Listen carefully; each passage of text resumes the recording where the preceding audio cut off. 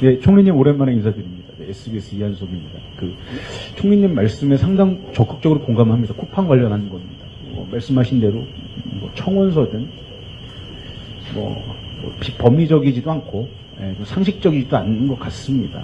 논리적인 연계관계도 없고요. 그런데 저도 요즘 쿠팡 기사를 쓰면서 쿠팡한테 전화를 많이 받는데 좀 통상적인 기업의 대응 프로토콜과는 이례적인 것 같습니다. 그러니까 좀 미국 기업이란 타이틀 때문에 미국 기업의 정관계 네트워크에 대한 자신감이 있어서 그런지 몰라도 이례적으로 야무지게 달려들고 있는 것 같습니다. 그러니까 법리적이라든지 상식적인 선에서 이 문제를 대응해서는 답이 안 나올 수도 있겠다는 생각도 좀 들었고요. 처음에 디지털 규제 미 행정부와 협의가 연기됐을 때만 하더라도 쿠팡과 관계없다라는 정부 측 얘기를 절대적으로 신뢰했습니다. 그런데 이후에 미 의회에서도 쿠팡 관련돼서 공정거래위원장이 실명을 거론하면서 맹비난이 이어지고 이제는 투자자라고 하는 사람들이 현 대한민국의 대통령과 총리를 거론하면서 허위사실들을 얘기를 한단 말이죠. 허위사실이죠. 심지어 저는 좀 깜짝 놀란 게 벤스 부통령이 직접 총리님과 대자한 첫 자리에서 쿠팡 얘기를 언급했다. 이 정도면은 이게 쿠팡이 간단한 조직은 아닌가 보다. 비즈니스적인 관점에서 접근하는 조직은 아닌가 보다. 라고 했을 때 드리고 싶은 말씀은 어쨌든 간에 USTR이 이제 40여일 안에 조사 개시 여부를 결정할 수밖에 없을 것 같습니다. 상식적으로 본다면 당연히 개시가 안 될 거라는 기대를 갖고 있습니다. 하지만 만약 조사가 됐다는 가정하에 상당히 좀 우리 정부라든지 정부 차원에서 대응해야 될 일들이 많이 커지고 심각한 상황으로 벌어지지 않겠습니까? 그래서 제가 여쭙고 싶은 말씀은 요거를 단순히 법무부 차원에서 대응할 게 아니라 총리님이라도 총리님이 좀 책임을 지고 좀 적극적으로 좀 관리하겠다 이런 좀 말씀을 좀 해주시면 좀 든든하지 않을까. 네, 제가 말씀을 드리겠습니다. 우선 부통령과 대한민국 총리의 첫 자리에서 쿠팡 문제가 제기될 정도로 쿠팡 문제가 중요한가가 아니라 그 첫 자리에서 쿠팡 문제에 대해서 설명을 하니까 충분히 이해가 된다라는 교류가 있을 정도로 대한민국과 미국, 한미 관계의 어떤 긴밀도는 역사적으로 그리고 이재명 정부에 들어와서 한미 양국의 정상 간에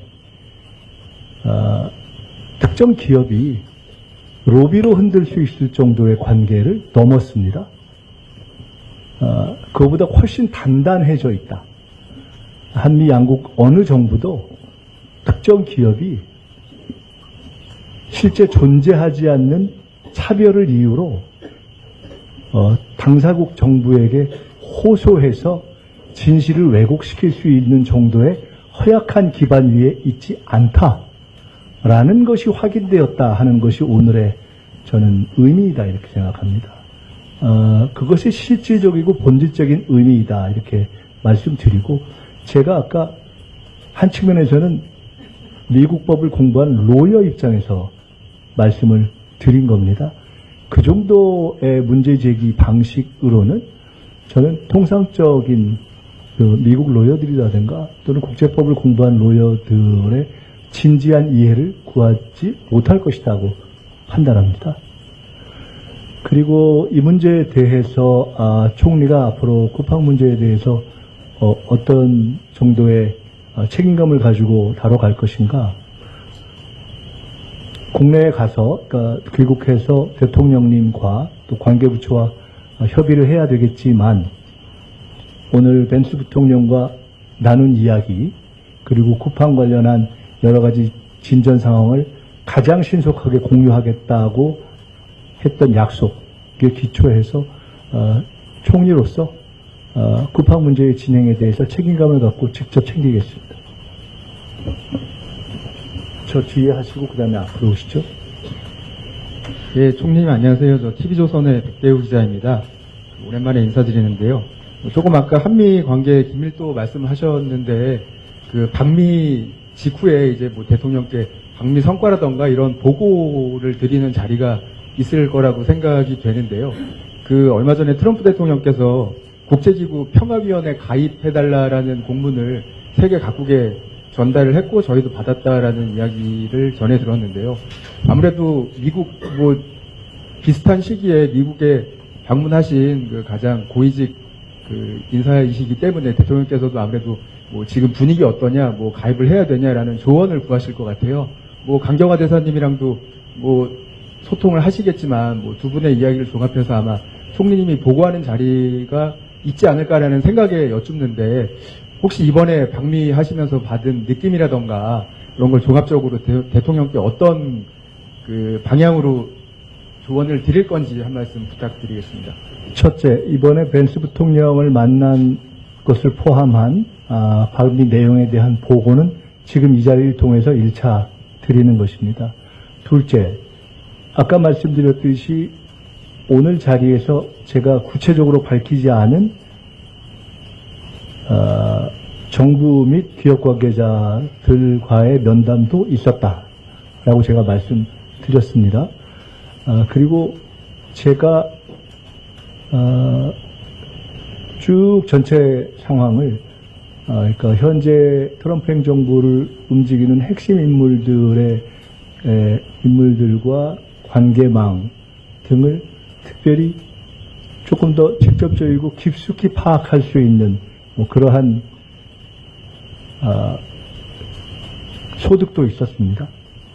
그래서 그리고 제가 특별히 뭐 그동안 미국에서 이렇게 몇 가지 방식으로 뭐 공부를 하면서 가졌던 네트워크나 경험 또는 관심도 좀 있어서 그런 것들을 포함해서 종합적으로 한미 관계의